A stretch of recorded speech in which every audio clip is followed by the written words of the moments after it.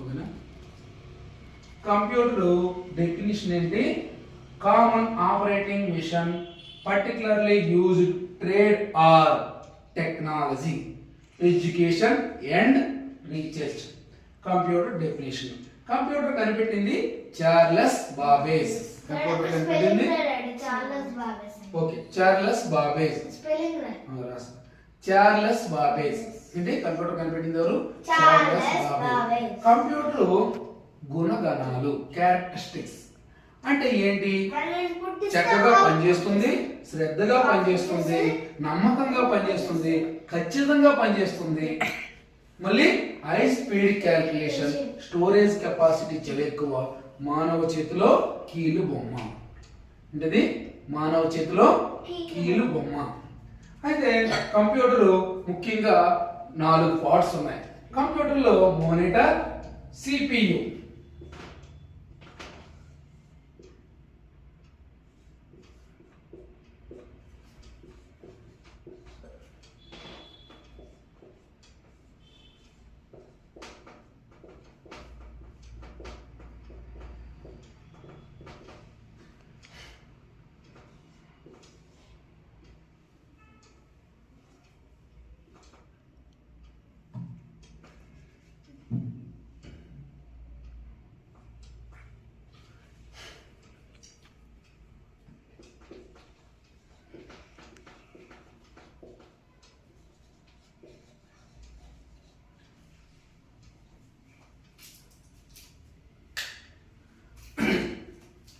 కంప్యూటర్లో 4 భాగాలు ఉన్నాయి.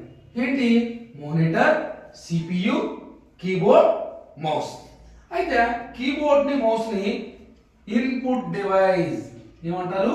Input device. ఇన్పుట్ డివైస్ అంటారు.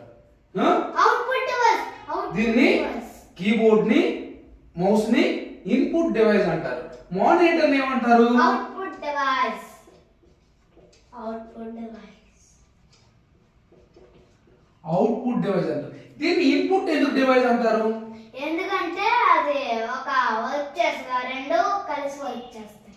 అయితే ఇన్పుట్ డివైస్ ఎందుకు అంటారంటే 1 + 2 = 2 అనే డేటాని కీబోర్డ్ మౌస్ ద్వారా మనము లోపలికి పంపిస్తాము.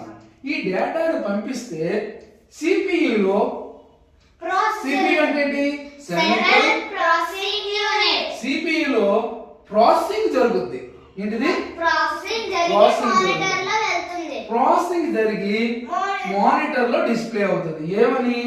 1 + 2 = 3. ఏమని?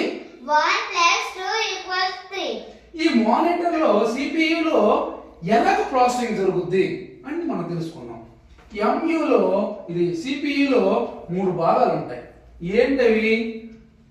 MU, AU, Cu. ఎంయు అంటే ఏంటి? Memory unit.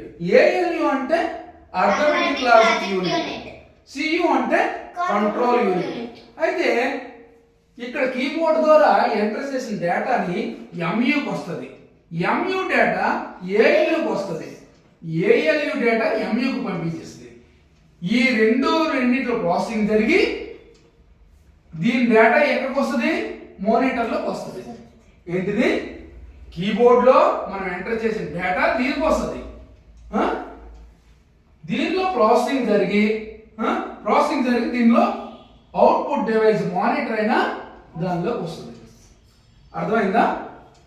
అయితే కంప్యూటర్ ఈ విధంగా ఉంటది. దీనిలో కంప్యూటర్లో చాలా ఇంకా చెప్పుకోవడానికి ఉంది. అర్థమైందా? దీన్ని అర్థం చేసుకొని కంప్యూటర్లో ప్రతి ఒక్క పాఠం కూడా చాలా శ్రద్ధగా విని ఖచ్చితంగా నేర్చుకోవాలి. ఎందుకు? భవిష్యత్తులో కంప్యూటర్ ప్రతి వర్క్లో ఉంటుంది.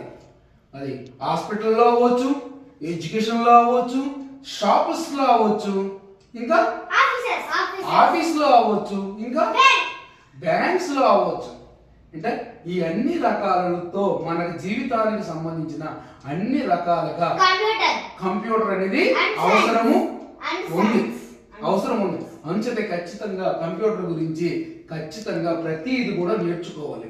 CC camera okay, CC camera is computer, computer connective అయి ఉంటుంది.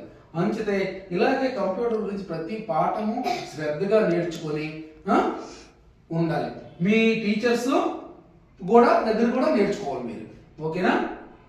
ఓకే.